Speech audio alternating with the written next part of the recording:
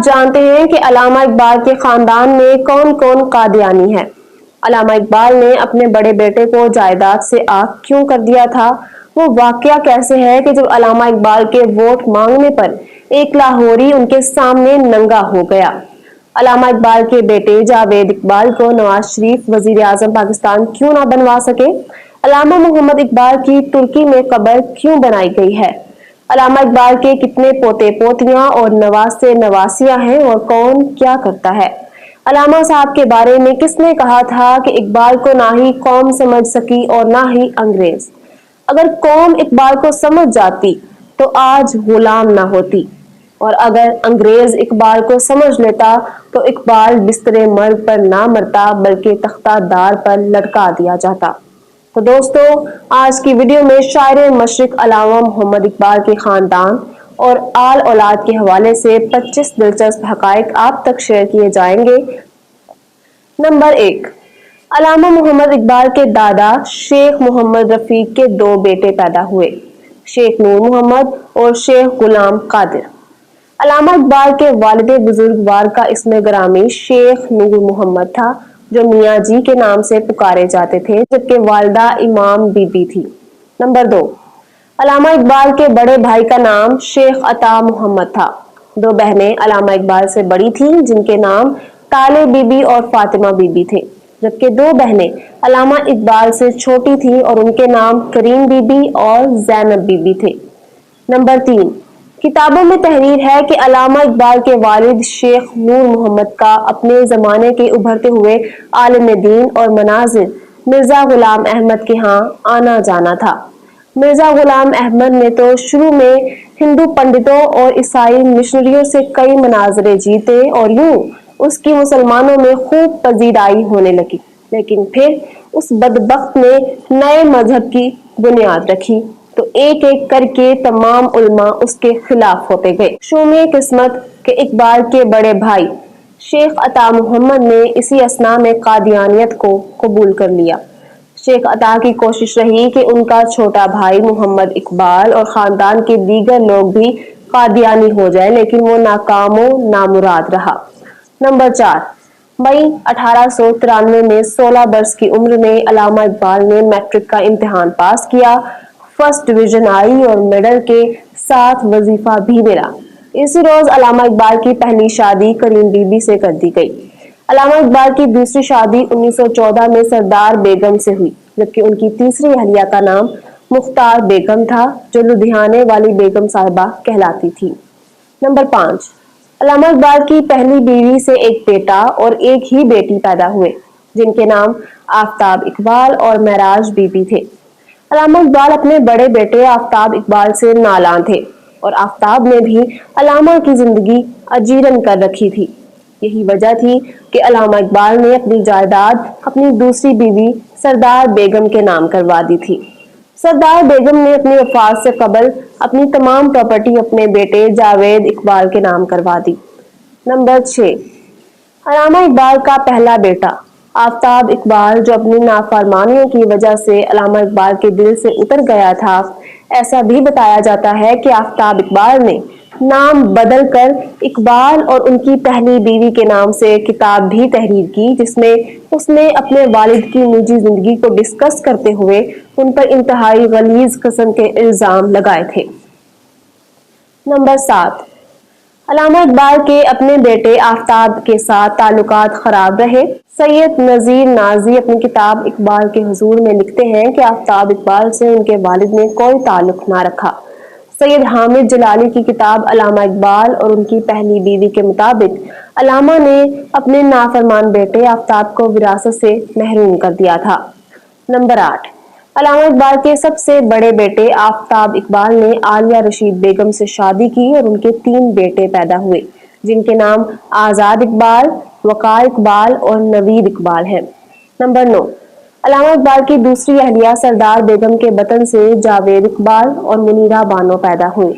سردار بیگم کے انتقال کے بعد بچوں کی پرورش کے لیے جرمن نژاد گورننس کو ملازمت پر رکھا گیا، جن کا نام آنٹی ڈورس تھا۔ علامہ اقبال کی وفات کے وقت منیرہ 8-9 برس کی تھیں۔ بچوں کی پرورش، دیکھ بھال اور گھر کے دیگر کام کاج آنٹی ڈورس کے سپرد تھے۔ نمبر 10، علامہ اقبال کے سب سے قریب سمجھے جانے والے خادم کا نام علی بخش تھا۔ علامہ کے دوست احباب جب ملاقات کے لیے آیا کرتے تو ان کی تواضع کرنا علی بخش کی ڈیوٹی تھی، جبکہ وہ علامہ اقبال کا حقہ سلگانے کی ذمہ داری بھی نبھاتے رہے۔ نمبر 11، علامہ اقبال کے فرزند جاوید اقبال نے بھی اپنے والد کی طرح الیکشن لڑا۔ 1970 کے جنرل الیکشن میں جاوید اقبال لاہور کے ایک حلقے سے پاکستان مسلم لیگ کونسل کے امیدوار تھے، جہاں ان کے مد مقابل پیپلز پارٹی کے بانی ذوالفقار علی بھٹو تھے، لیکن وہ الیکشن ہار گئے۔ نمبر 12، لاہور ہائی کورٹ کے سابق chief justice doctor Javed Iqbal صدر ضیاء الحق کے دور حکومت میں سپریم کورٹ کے فاضل جج بنائے گئے۔ نواز شریف جسٹس ریٹائرڈ جاوید اقبال کو نگران وزیر اعظم بنوانا چاہتے تھے اور ان کے نام کی تجویز صدر مملکت کو دی گئی، لیکن غلام اسحاق خان جاوید اقبال کے نام سے متفق نہ ہوئے۔ خیر بعد میں نواز شریف کی خصوصی درخواست پر جناب جاوید اقبال سینیٹر بن گئے۔ Number 13، justice retired Javed Iqbal کئی کتابوں کے مصنف تھے، جن میں سے مشہور اپنا گریبان چاک اور جہان جاوید ہے۔ نمبر 14، جاوید اقبال کی اہلیہ اور علامہ اقبال کی بہو کا نام ناصرہ اقبال ہے۔ ناصرہ اقبال لاہور ہائی کورٹ کی جسٹس رہ چکی ہیں اور وہ علم دوست شخصیت ہیں۔ نمبر 15، جاوید اقبال کے بیٹے اور علامہ اقبال کے پوتے ولید اقبال بھی سیاست کرتے ہیں۔ ولید اقبال ایک قابل وکیل اور لمز یونیورسٹی کے پروفیسر ہیں۔ انہوں نے 2013 میں پی ٹی آئی کے ٹکٹ پر لاہور میں الیکشن بھی لڑا، لیکن وہ ہار گئے۔ ولید اقبال اس وقت پاکستان تحریک انصاف کے سینیٹر ہیں۔ نمبر 16، عمران خان کی حالیہ دنوں میں چلنے والی جیل بھرو تحریک کے دوران ولید اقبال بھی قید ہوئے تھے۔ تب ان کے والدہ نے عمران خان کی پالیسی پر تنقید کرتے ہوئے اپنے بیٹے کو بھی آڑے ہاتھوں لیا تھا۔ یاد رہے اس سے چند مہینے قبل ان کے گھر پر چھاپا مارا گیا تھا، جب سوشل میڈیا پر یہ پوسٹیں چلنے لگیں کہ بے غیرتوں نے علامہ اقبال کے خاندان کے تقدس کا بھی لحاظ نہ رکھا۔ اس موقع پر جسٹس ریٹائرڈ ناصرہ جاوید اقبال نے اسے ریاستی گنڈا گردی کہا تھا۔ نمبر 17، گزشتہ برس سینٹ کے ایک سیشن کے دوران پی ٹی آئی کے سینیٹر ولید اقبال حکومت کے خلاف احتجاج کر رہے تھے۔ احتجاج کے دوران دلچسپ صورتحال تب دیکھنے کو ملی جب ولید اقبال مرغے کی آوازیں نکالنے لگے اور ان کا یہ کلپ سوشل میڈیا پر وائرل ہو گیا۔ کسی نے ان کی مرغے والی آواز کو بانگے درا بولا تو کسی نے ٹویٹر پر لکھا کہ اقبال کا شاہین ککڑ بنتے ہوئے۔ یاد رہے کہ ولید اقبال کے بھائی منیب اقبال ادبی اور سماجی شخصیت ہیں۔ نمبر 18، علامہ اقبال کی سب سے چھوٹی بیٹی منیرہ بانو لاہور کے سابق لارڈ میئر میاں امیر الدین کی بہو بنی۔ علامہ اقبال کے داماد میاں صلاح الدین بھی سیاستدان تھے۔ 1970 کے عام انتخابات میں میاں صلاح الدین لاہور کے حلقے سے مسلم لیگ کنونشنل کے امیدوار تھے، جہاں انہیں شکست سے دوچار ہونا پڑا۔ نمبر 19، منیرہ اقبال کے بیٹے اور علامہ اقبال کے نواسے میاں یوسف صلاح الدین عمران خان کے ذاتی دوست ہیں۔ میاں سلی کے نام سے پہچانے جانے والے میاں یوسف صلاح الدین پاکستان پیپلز پارٹی کی جانب سے لاہور کے ایم پی اے بھی رہ چکے ہیں۔ میاں یوسف صلاح الدین لاہور کے کلچر کی علامت سمجھے جاتے ہیں۔ اندرون لاہور میں واقع ان کی بارود خانہ حویلی میں موسیقی کا ایک پروگرام بھی ریکارڈ ہوتا ہے جو سرکاری ٹی وی پر نشر ہوتا ہے۔ نمبر 20، علامہ اقبال نے 1905 میں ترانہ ہندی تحریر کیا۔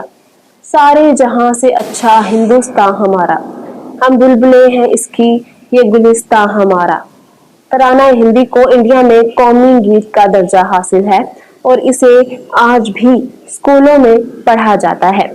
انڈیا کے پہلے خلاباز راکیش شرما اسپیس سے ہو کر واپس پہنچے۔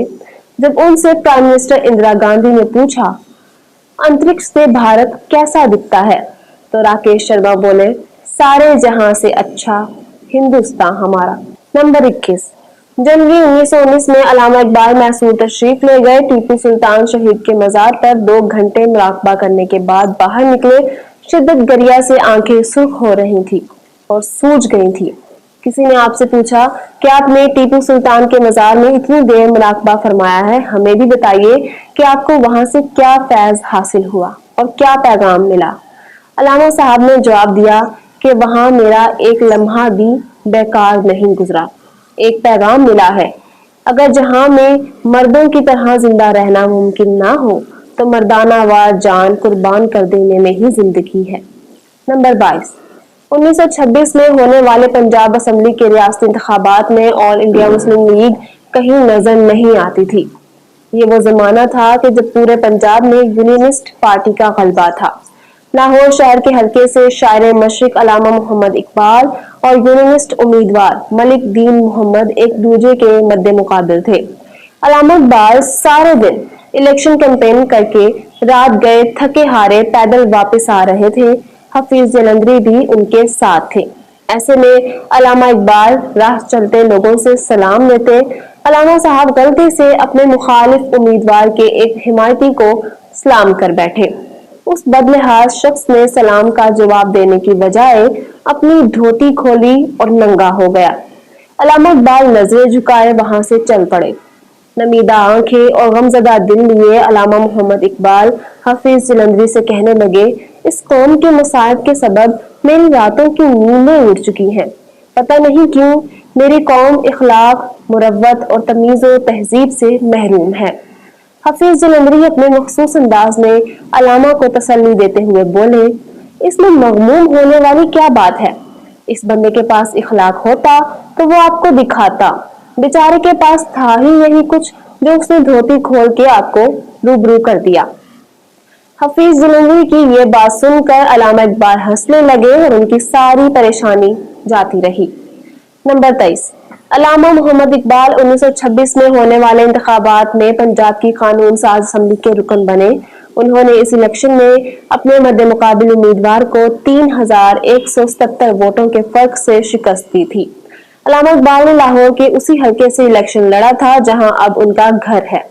اس وقت یہ حلقہ گڑی شاہو اور مغل پورہ کے علاقوں پر مشتمل تھا۔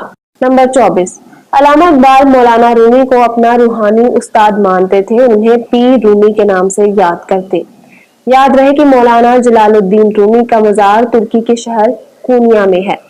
کونیا میں ایک پارک کا نام اقبال پارک ہے اور کونیا میں ایک مسجد بھی اقبال کے نام سے منسوب ہے۔ ترکوں نے علامہ اقبال کی عقیدت اور پاکستان کی محبت کے اظہار میں لاہور سے علامہ کے مزار کی مٹی لا کر کونیا میں مولانا رومی کے مزار کے دائیں طرف احاطے میں دفن کر کے علامہ کی علامتی قبر بنائی ہے۔ سنگ مرمر سے مزین اس قبر پر ترک زبان میں علامہ اقبال کا نام، تاریخ پیدائش اور انتقال کی تاریخ کندہ ہے۔ نمبر 25، علامہ محمد اقبال کی وفات پر احرار کے لیڈر سید عطا اللہ شاہ بخاری نے کہا تھا کہ اقبال کو نہ ہی قوم سمجھ سکی اور نہ ہی انگریز۔ اگر قوم اقبال کو سمجھ جاتی تو آج غلام نہ ہوتی، اور اگر انگریز اقبال کو سمجھ لیتا تو اقبال بستر مرگ پر نہ مرتا بلکہ تختہ دار پر لٹکایا جاتا۔ میں امید کرتی ہوں کہ یہ ویڈیو آپ کو پسند آئی ہوگی۔